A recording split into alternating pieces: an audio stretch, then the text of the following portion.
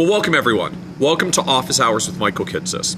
So for today's Office Hours, I want to talk about the rather abrupt news this week that NerdWallet's Ask an Advisor platform is shutting down. So for those who aren't familiar, NerdWallet is a personal finance website, one of a few that was born in the aftermath of the financial crisis.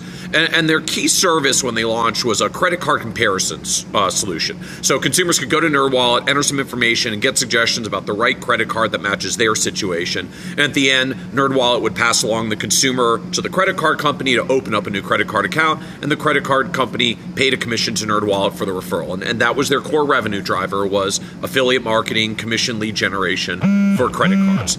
Now, NerdWallet had a lot of success with this. And after 6 years, they were estimated to be driving almost $100 million of revenue, still driven primarily by the credit card affiliate offers. And they had a huge $64 million Series A round of fundraising in 2015 to accelerate and grow further. Now, obviously, one of the caveats to their business is that there's only so many people that need a new credit card in any particular year and are going to use NerdWallet to do it. And so to sustain the growth and diversify their revenue lines, NerdWallet started adding other channels. So they had bank account comparison tools and mortgage comparison tools. And then in 2013, they started coming into our world of financial advisors as well. And when it came to advisors, NerdWallet didn't build out like a full-on comparison tool, but they did launch a solution called Ask an Advisor. And the idea of Ask an Advisor was that consumers could come to NerdWallet, ask a financial question, advisors would then respond to the questions, and if the consumer liked it, they might follow up with the advisor to do business, and at worst, the advisor got some visibility. And from NerdWallet's end, it gave people more reasons to come to their website, a growing volume of free content, because every time someone answers a question, that's content on the site that can be found by a search engine, which brings in more users to their website. And for NerdWallet, that's an opportunity to cross-sell people to other products if they can just get more traffic. And then more recently, NerdWallet even added a premium service called Advisor Voices, where you could pay a little more and get a feature article written about you and a little bit more visibility on the platform with some of the content you were creating. But suddenly this Tuesday, after some advisors I know have been building on Ask an Advisor for 3 years, NerdWallet sent out a notice to all of its Ask an Advisor participants informing them that Ask an Advisor was being shut down on Friday. So 3 years of building, 3 days notice that it's being shut down, and that's that. The company is allocating resources to other company priorities now. Now, notably, NerdWallet did clarify that all the questions that consumers have asked and all the stuff that advisors have answered will remain on the platform, so that the content's still there, it can still be found, it'll still show up in Google searches, at least for now. But the advisor's profile page, which is kind of the core anchor that consumers read and answer, they're interested, they click on the advisor, they want to check out the advisor, will remain as well, with a link back to the advisor's website and your name and photo. But once the service shuts down, those profile pages aren't active, which means you can't change them anymore. Whatever's there stays there. Now, NerdWallet did say over the next couple of months you can contact them directly and have them manually make a change or request that the profile page be deleted. But after June 30th, you won't even be able to ask them to delete your page anymore because they're completely discontinuing support for the service. And so presumably you won't be able to change it anymore at that point either. It'll just be frozen in time. So basically, NerdWallet's going to walk away from the Ask an Advisor platform. It didn't meet their business objectives, so they're not supporting it anymore. The content will stay because why not? It's already driving some traffic for them, and it costs virtually nothing to just leave web pages up. But no more advisor logins, no more advisors answering new questions, no more new content, not even the ability to edit your existing content, and not even the ability to exit your profile page. So if next year you change firms and you have a new business, you make a new website, tough luck. Your NerdWallet page still points to your old firm and your old website. You can delete your profile in the next 3 months, kind of preemptively, or accept that you're going to have an old obsolete profile and Ask an Advisor pointing to an old firm and website you've long since left that you can't even change later. That's the challenge when a platform gets abandoned. Now, for those of you who have been following my discussion of digital marketing over the years, you know that I have long warned advisors against building their digital presence on other people's platforms for this reason.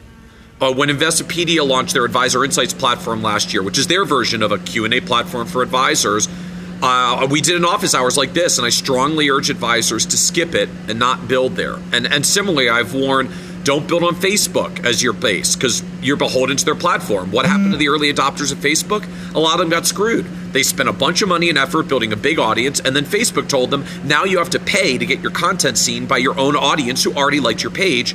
And at that point, what are you going to do? You're stuck. You've already invested in the audience. Now you have to pay again to reach them because you're beholden to their platform. And so I warn advisors against LinkedIn publishing for the same reason, and not writing on Blogspot or WordPress.com for the same reason. Simply put, don't build your business's marketing foundation on borrowed land. Don't be a sharecropper that farms someone else's land, because you know what happens. Eventually, the landowner takes control of the land again for the needs and kicks you off. And then what? They've got beautiful farmland. You've got nothing. That was the sad fate of sharecroppers 150 years ago, and that's the risk you face today when you build on someone else's land by using platforms like Ask an Advisor. Now, after all, even with NerdWallet shutting down, they still get the benefit of everything that's made in the past. They still get the SEO benefits. They still get the consumer traffic. If they decide to go another direction and offer some new service, they can put new products and new ads next to the advisor content that advisors made 3 years ago. You have no control over it. They just get to reuse it and remonetize it some other way, because that's the effect. They own the content. Advisors donate it to them for free exposure that didn't get them much business, but NerdWallet keeps the value. Now, to be fair, I'm not trying to suggest that NerdWallet was being nefarious here. I think they entered the advisor marketplace in good faith to do something that would be successful for all involved. Because the reality is, if they've been able to convert traffic into new clients for advisors, everyone would win. NerdWallet could start making money by charging people for the service, because advisors, we will pay for lead generation. They could have gotten paid for client leads the same way they get paid for credit card leads and bank account leads and mortgage leads. And it would have been good for a lot of advisors to get clients, because it's hard to get clients. If you get a platform where you answer some questions, you get some clients, it's a good deal for all involved. But the issue remains that when you pour your heart and soul into a platform like Ask an Advisor or Investopedia Advisor Insights or Wallet Hub or LinkedIn Publisher or Huffington Post or Medium or all those different third-party platforms out there for content, and the platform changes its mind or its vision or its direction, you're screwed. You're left twisting in the wind. You lose all the equity value of what you built, right? At best, for an advisor, NerdWallet is now basically an empty shell for their Ask an Advisor pages. They can still monetize the products. You can't anymore. So you lose the value of your content. They can put ads for their products, their solutions, their advertisers next to your content. They'll still make money. You can't anymore. And at worst, sometimes these services just shut down and vanish altogether, and your content and all your work and all your value is completely gone. I talked to one advisor last year that actually had answered over 1,000 questions on NerdWallet's Ask an Advisor. Think about that, 1,000 questions. So if it takes you 5 or 6 minutes to find a good question and answer it and write up a quick response, that means he probably spent 80 to 100 hours writing content on NerdWallet's Ask an Advisor platform.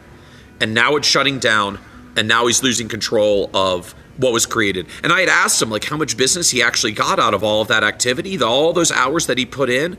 Cumulatively, 3 prospects.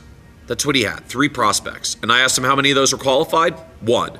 And did the one do business? 0. That's the problem with building on other people's foundations. So the ultimate point of this is, if you want to succeed in doing any kind of online marketing, creating content that demonstrates your expertise and actually turning into a real client business, you have to build on your own platform. You have to build on your own foundation. Don't build on borrowed land. I know a lot of people hear me talk about this and they think it's something like it applies for Kitces because Kitces built a big site, but it doesn't apply for me because I'm an advisor that's getting started in all this. I started somewhere too. I went back and looked. The first year that we had the site, on a good day, a couple dozen people showed up. And most of them were people I already knew. The second year, we maybe doubled that. 100 people might show up on a good day if we posted a new article that was really popular.